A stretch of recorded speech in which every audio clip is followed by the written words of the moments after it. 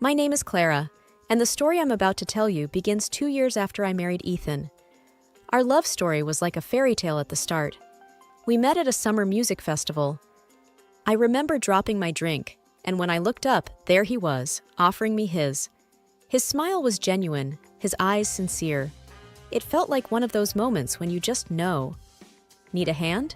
he had asked, pointing at the spilled drink on the ground. I had laughed, feeling embarrassed. "Looks like I do." We talked for hours that night. From our favorite movies to our shared love of hiking, it felt like we'd known each other forever. By the end of the festival, Ethan and I were inseparable, and within a year, we were married. However, life has a way of bringing challenges.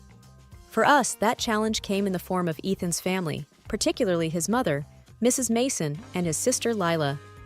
I moved into the family home after the wedding. It was Ethan's idea. He said it would help us save for our own place. I was hesitant, but eventually agreed. At first, Mrs. Mason seemed welcoming, but as days turned into weeks, her true nature began to show.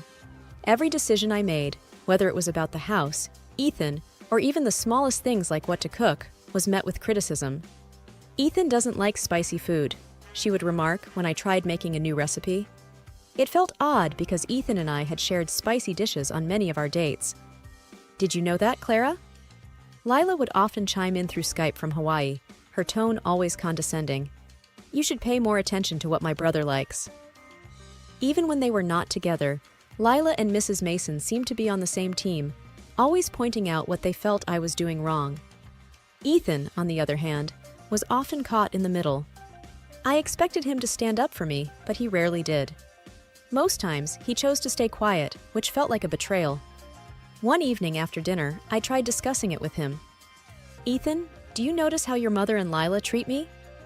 He looked uncomfortable, shifting in his seat. "They're just looking out for me, Clara. They want the best for me." I felt a lump in my throat. "And am I not the best?"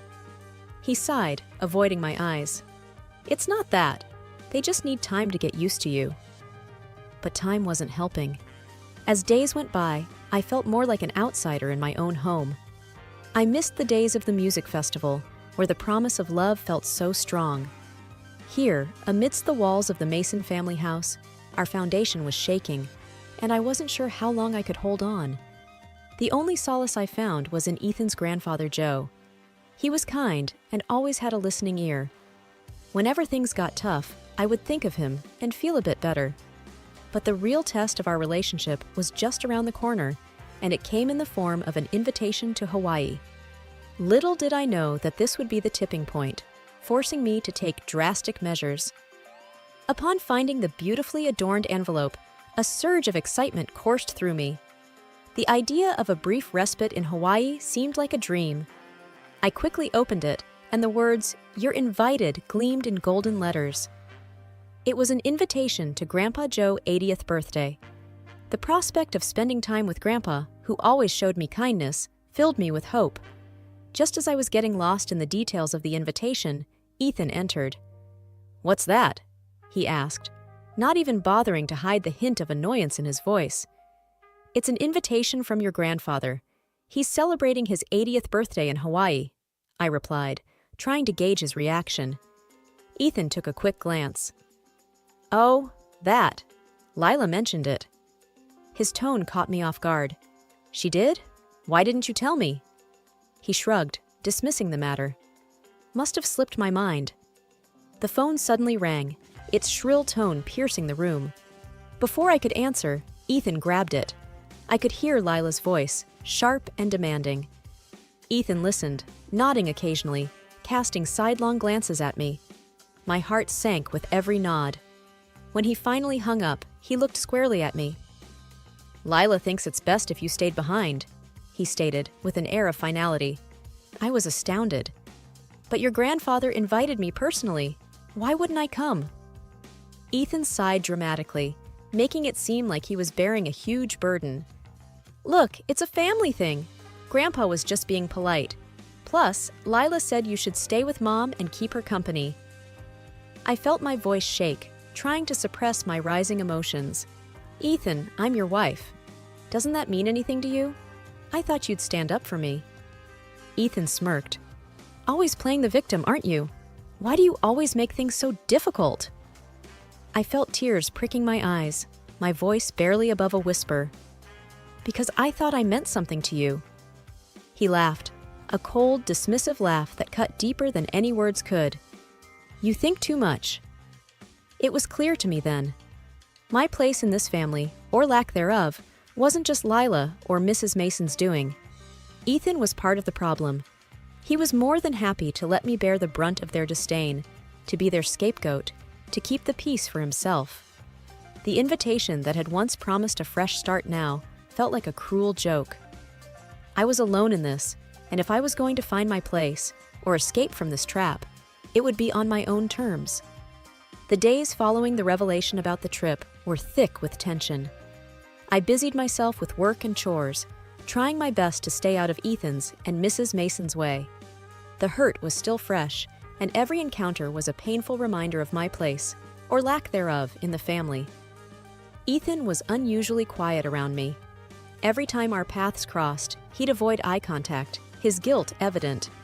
But it wasn't guilt that would change anything. He was just uneasy about the confrontation. One evening, while Ethan was out and Mrs. Mason was in her room, I decided to pack for them. Call it a wife's duty, or maybe I was just trying to prove something to myself. Either way, I felt it was something I needed to do.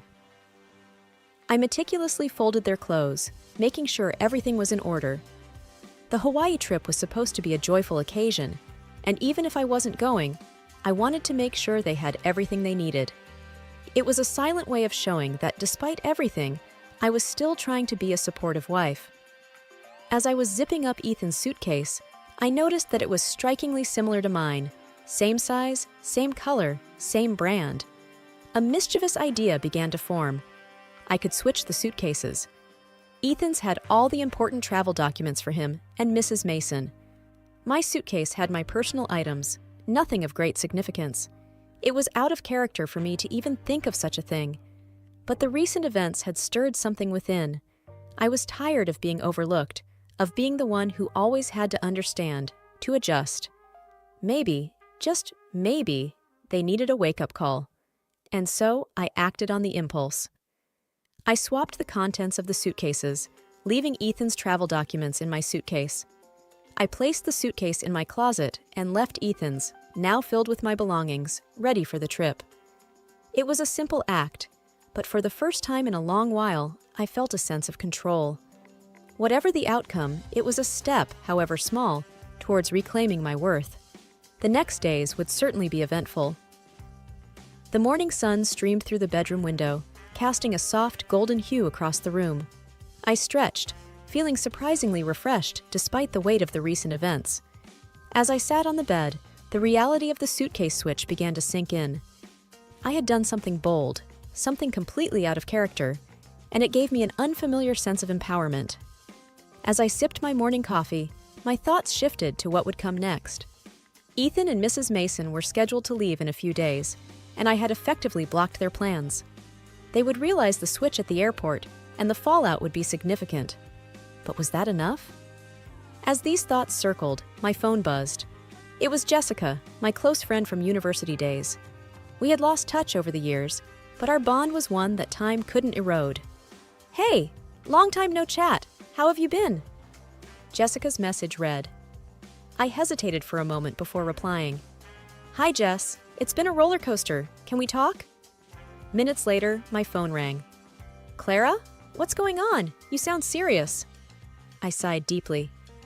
"Ethan and his family. They've made things tough for me." Jessica listened patiently as I narrated the events leading up to the suitcase switch.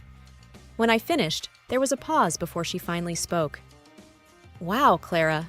I don't even know what to say, but I'm glad you did something about it. You've always been too nice." I chuckled. "Yeah, maybe too nice for my own good." Jessica continued. "You know, if you need a break, you should come over to my place. It's been ages since we caught up, and maybe some time away will do you good." The idea was appealing. "Are you sure? I wouldn't want to impose." "Nonsense. It'll be just like old times. Plus, I could use the company." a plan began to form in my mind. Not just a short-term plan to evade the immediate fallout of the suitcase switch, but a long-term one, a plan to take back control of my life. Okay, Jess, I'll come, but I want to do more than just visit. I need a fresh start, away from all this mess. Jessica's voice was filled with enthusiasm. Absolutely, let's do it. We'll figure it out together. Over the next couple of days, I started preparing. Within the home office, I quickly secured my finances. Transferring funds and locking Ethan out of joint accounts was easier than I anticipated. The reality of it all made me feel empowered. No longer would I let Ethan or his family control any aspect of my life, including my finances. I packed my essential belongings, making sure to leave Ethan's and Mrs. Mason's things untouched. When everything was packed and set, I allowed myself a brief moment of reflection. I thought of the love Ethan and I once shared, the dreams we had built together. But as quickly as the memories surfaced, I shut them out. This was not the time to get emotional. Every step felt like a step towards freedom. The day of Ethan and Mrs. Mason's scheduled departure arrived. As they left for the airport, I wished them a safe trip, holding back a smirk.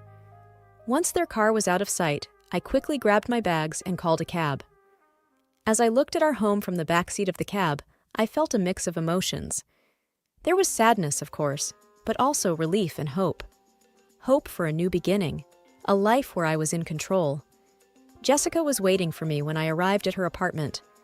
We hugged tightly, two old friends reconnecting in the midst of chaos. "It's going to be okay, Clara," she whispered. I nodded. I know. It's a new chapter. And as the evening sun set, casting a beautiful orange glow across the city, I felt ready to face whatever came next.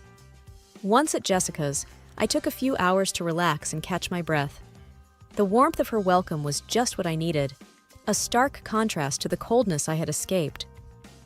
As evening approached, I remembered my phone, which I had purposely turned off.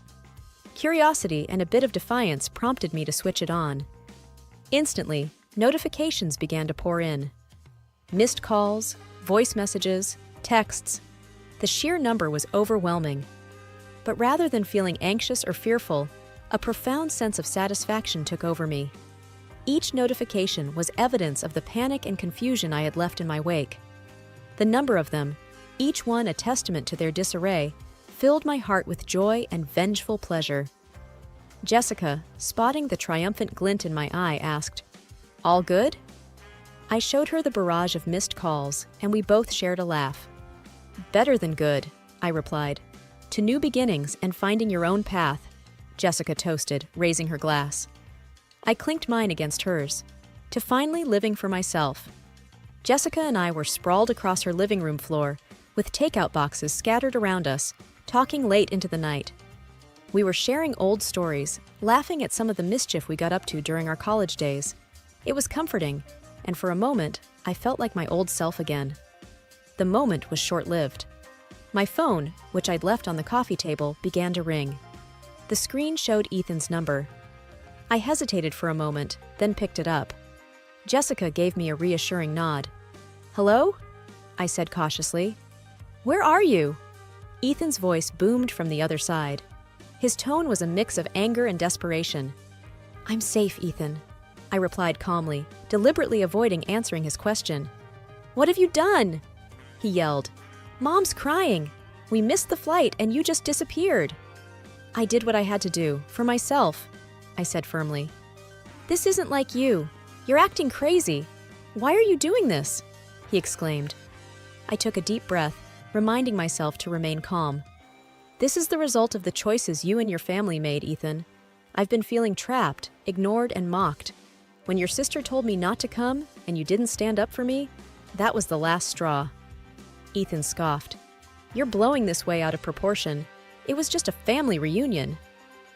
I could feel the anger bubbling up inside me. "It's not just about the reunion, Ethan.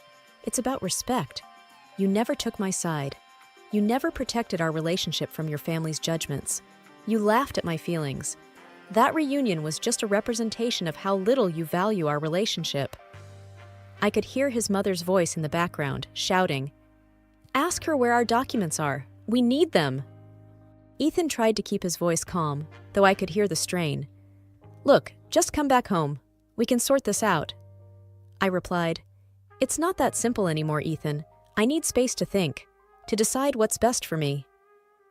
Jessica motioned for the phone. Surprised, I handed it to her. "Ethan," she began, her voice firm, "listen carefully. She's safe, and she's with friends who care about her. You need to respect her decision and give her some space." He didn't reply for a moment. Then he said, "Fine, but we need our documents."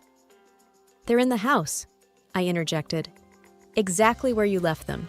But maybe next time you'll double-check things for yourself." With that, I ended the call. I turned off the phone just to be sure no more interruptions would come through. Jessica sighed and wrapped an arm around my shoulders. "It's going to be okay. You're strong and you're not alone." I smiled weakly. "Thanks, Jessica. I just wish it didn't have to be this way." She squeezed my shoulder. "Sometimes, life pushes us in ways we never expected, but it leads to better things." I leaned against her, taking comfort from her words. The confrontation had drained me, but it had also reaffirmed my belief that I was making the right choice. For the first time in years, I was prioritizing myself, and it felt liberating. I woke up the next day to the sound of birds chirping outside Jessica's window. The sunlight streamed in, filling the room with warmth. I stretched and then checked the time.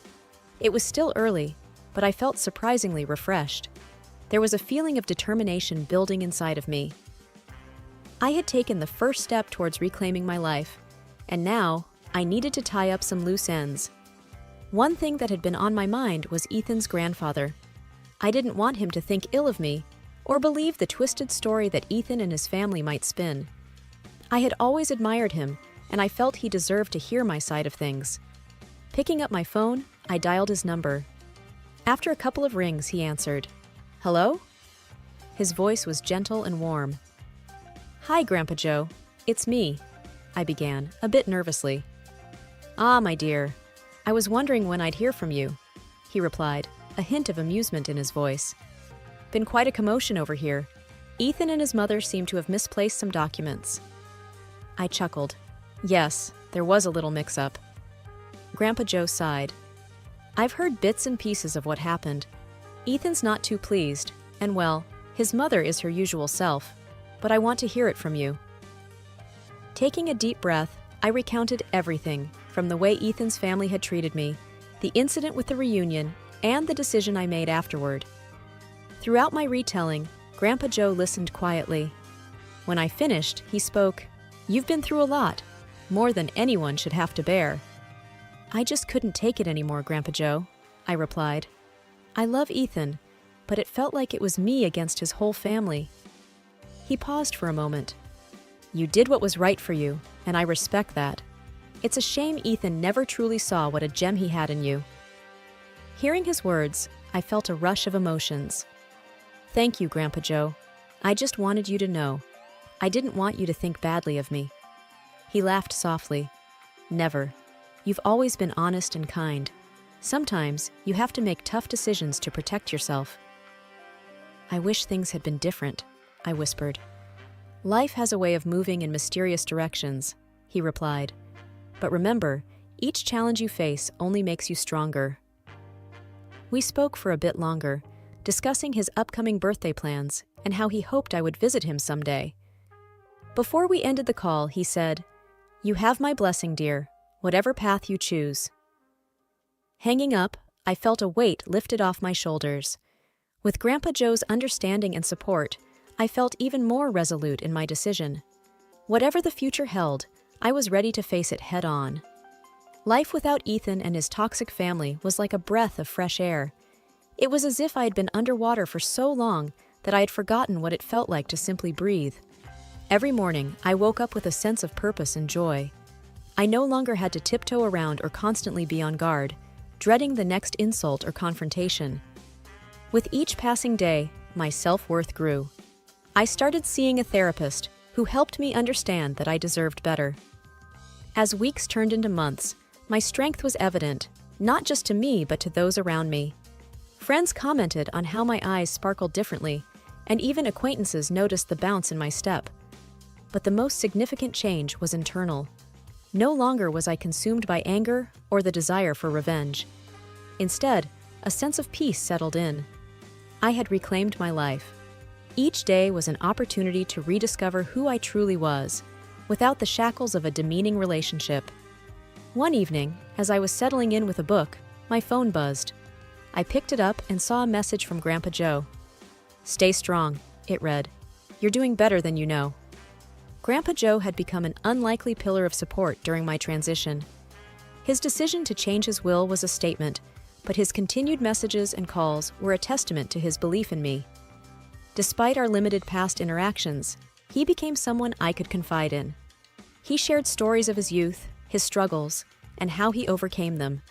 Each tale was a lesson, a beacon guiding me through my journey. Soon, I embarked on new ventures. I took up classes, traveled to places I had always wanted to, and even started a small online business. With every achievement, no matter how small, my confidence surged. Grandpa Joe once told me, "Life has a way of balancing things out. You've seen the rough tides, now it's time for calm waters." And he was right. The past was behind me, and the future looked brighter than ever. The road ahead was filled with endless possibilities, and I was ready to embrace them all.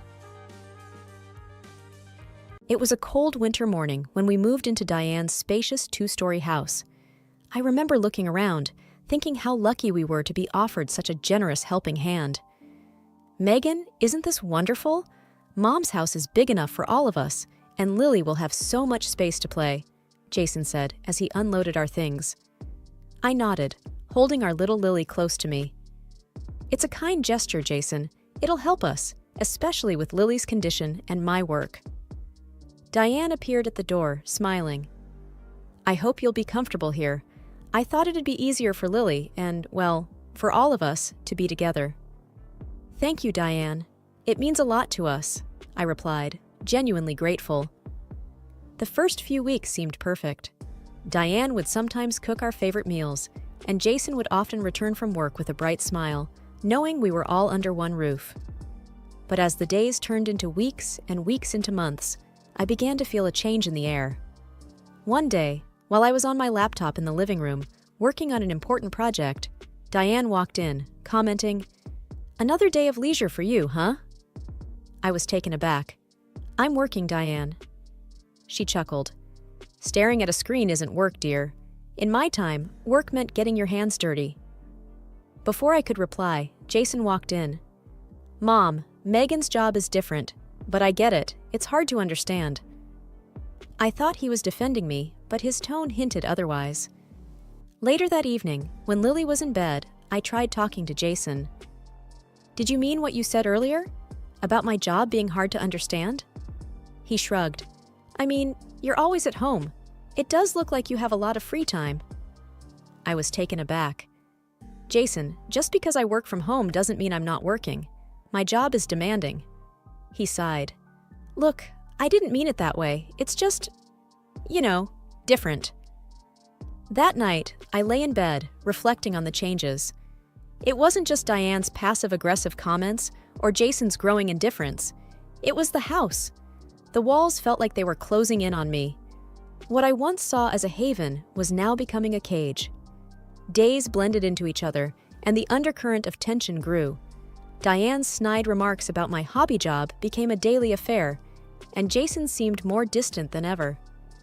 "Mom's right, You're always on that computer. Do you even see what's happening around the house?" Jason once commented after dinner. I tried to reason with him. "Jason, this is my job. I earn from it, and it helps us maintain our lifestyle." He simply scoffed. "Yeah, right." The house that once echoed with laughter and joy now felt cold and unwelcoming. The illusion of the home sweet home was shattered. One Friday evening, after tucking Lily into bed, I decided to take a look at our joint bank account. Jason and I had always maintained transparency in our finances, pooling our incomes and sharing expenses. The routine check was just to ensure that we were sticking to our savings plan, especially with the mounting medical expenses for Lily. However, as I logged into our account, I felt a knot forming in my Jason ack. The available balance was much lower than I expected. Curious, I clicked on the statement to see a list of transactions. My eyes widened as I saw several large withdrawals for Party Central and numerous purchases from Shop on Couch Premium Package. I felt a mix of confusion and anger. Pulling out a notepad, I quickly jotted down the figures. Over the past few months, there had been a substantial drain on our savings, and none of it was for household expenses or Lily's medical needs. The next morning, I approached Jason. "We need to talk about our account." He looked up from his cereal. "What about it?" "We've been spending a lot more than we budgeted for. And what's this Party Central and Shop on Couch Premium Package?" I asked, showing him the figures I jotted down. "Oh, that," he replied nonchalantly. "The guys and I have been going out on Fridays. You know, just to relax and unwind. It's nothing big." "And the shopping channel?"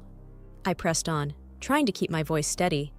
Diane, overhearing our conversation, stepped into the room.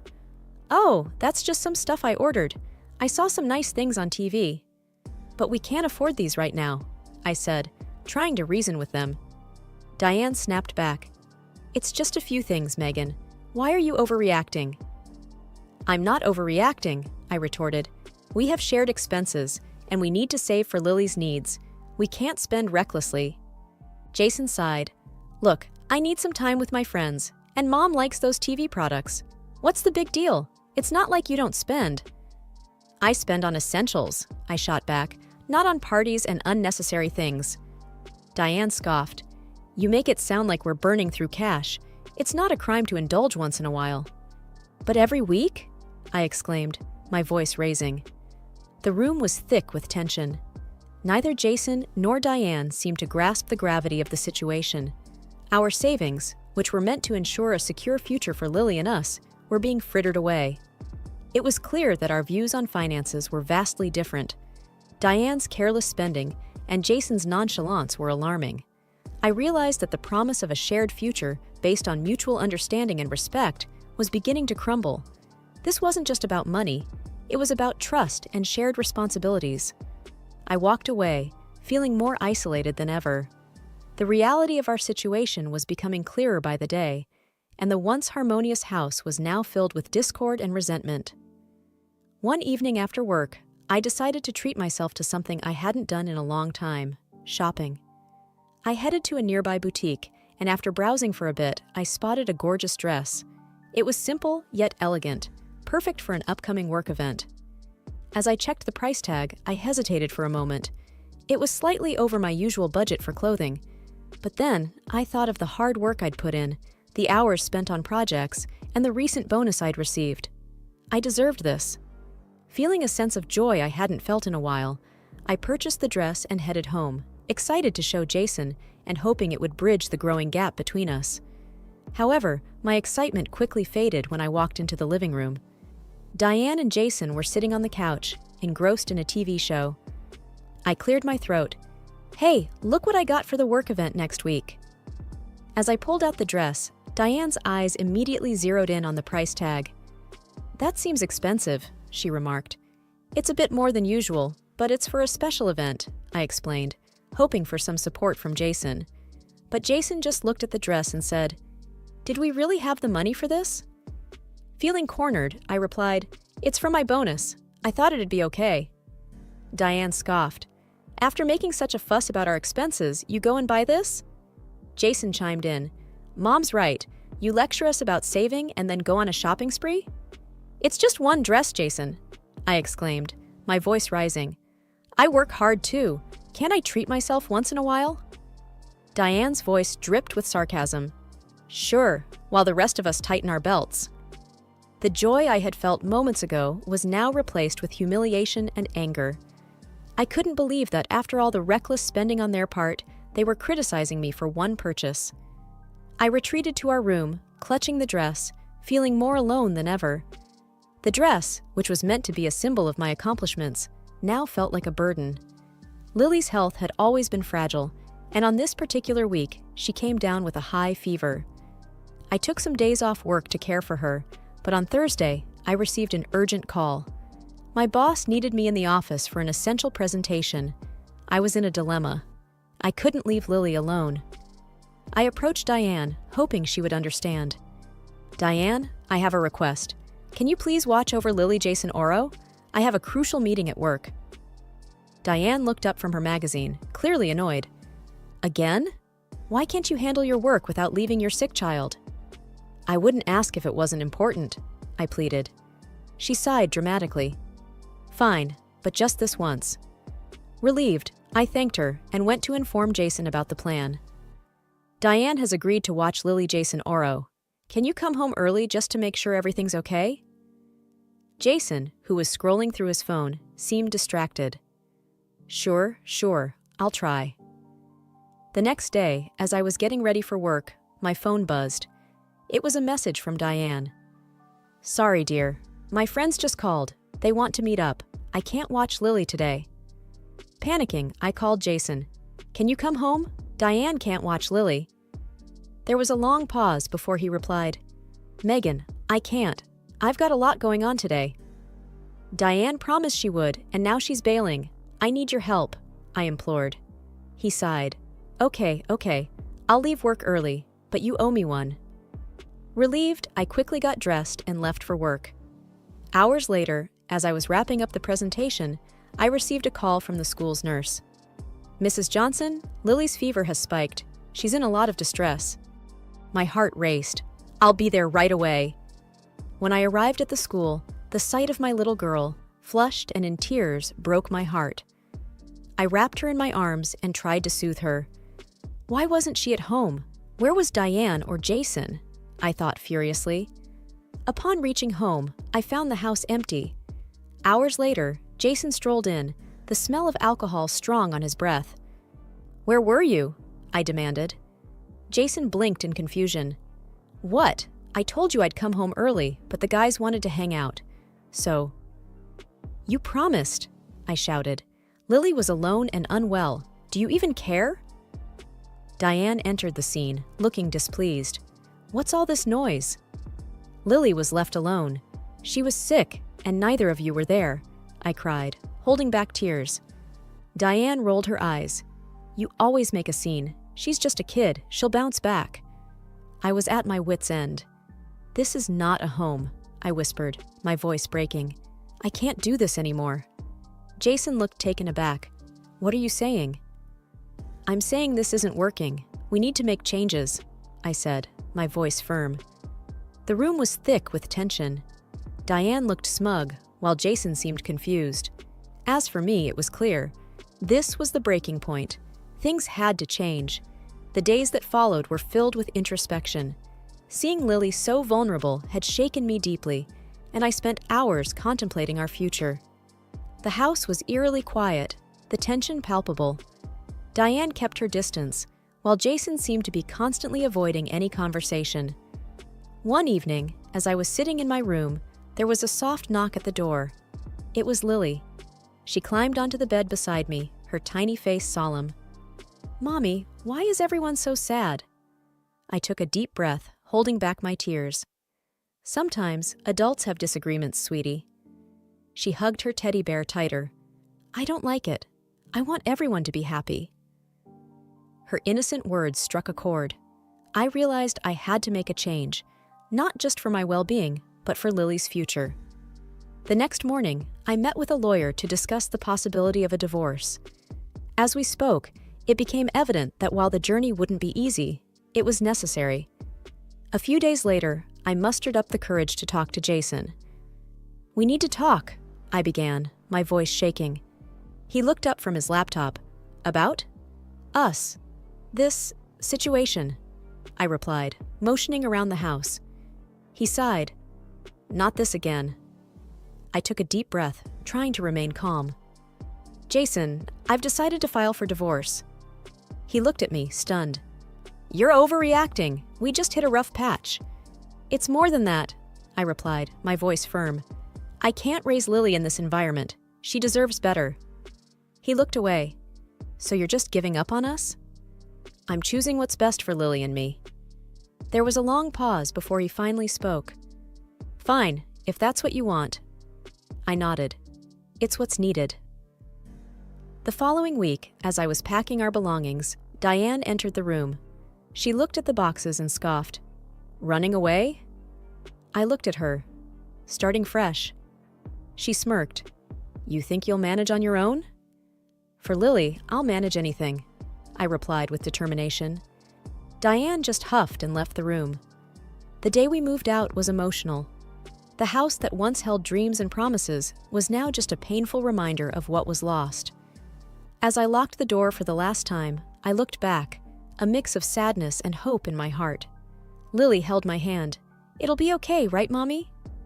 I smiled at her. Yes, sweetie, we'll be just fine.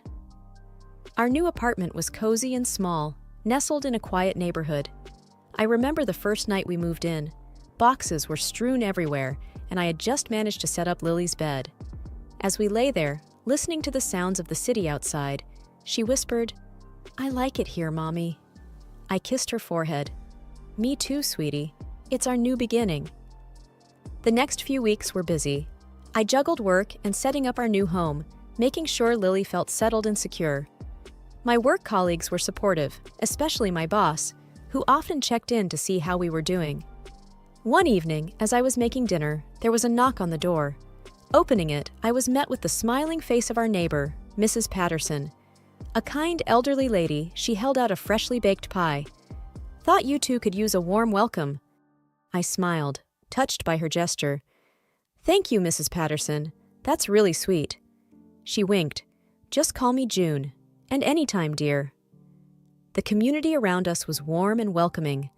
Slowly, the shadows of our past began to fade as Lily and I got involved in various activities.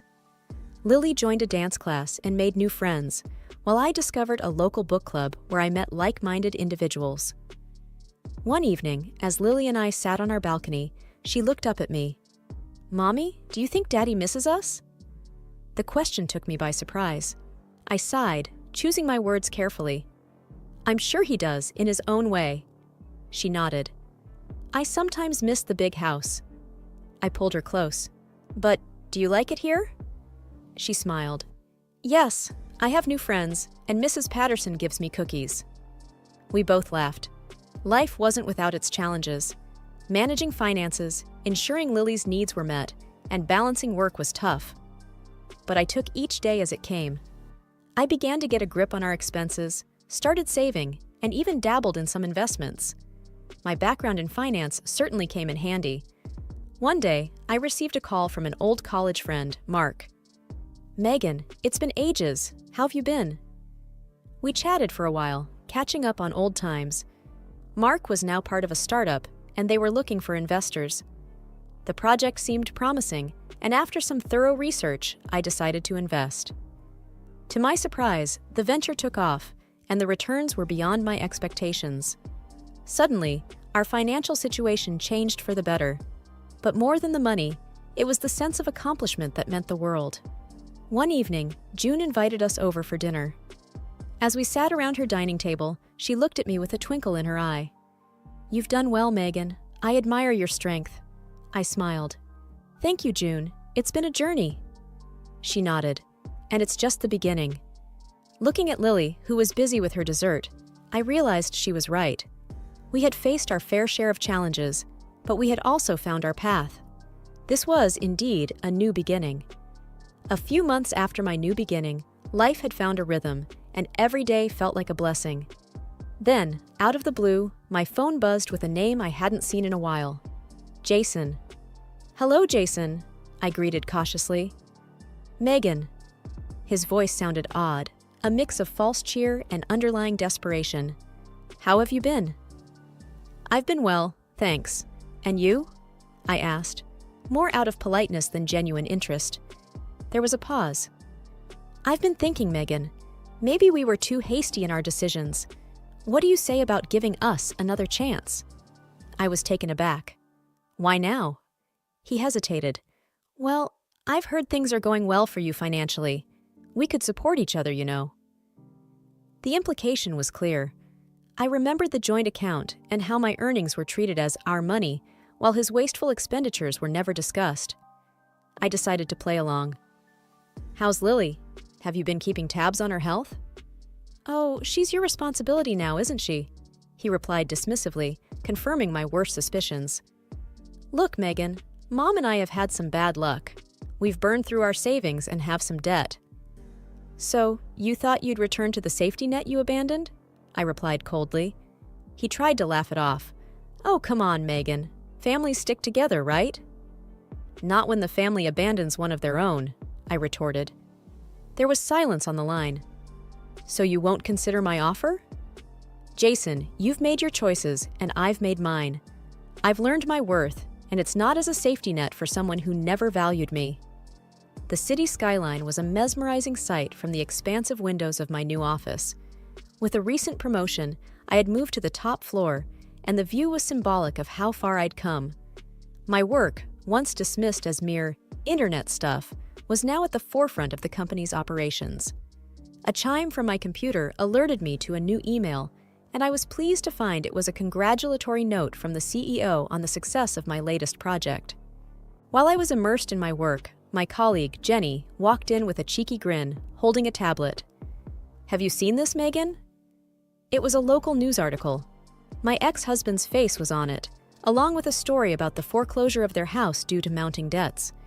The article mentioned how he had spiraled after our divorce, with lavish spending habits that he could no longer maintain. Jenny raised an eyebrow. Didn't see that coming, did you? I sighed. No one should have to go through that, but he made his choices. Heard he's lost most of his friends too. Apparently, he can't finance their Friday night parties anymore. That didn't surprise me. Those friends were around only for the good times, drawn to the allure of freebies and luxurious parties. Anyway, Jenny changed the topic. Heard you're being considered for another project? The European expansion? I nodded, smiling. Yes, I'm prepping for it. It's going to be challenging but exciting. Jenny left, and I took a break, stepping out onto the balcony attached to my office. The breeze felt calming, and as I looked down, I saw the coffee shop where I had last seen my ex-mother-in-law.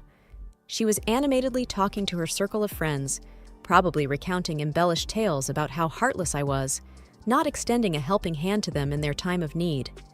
I could have felt bitter or angry, but I didn't. I had shed the weight of their toxic influence, and now I was soaring, both professionally and personally. That evening, as I picked up Lily from her after-school class, her teacher, Mrs. Allen, approached me.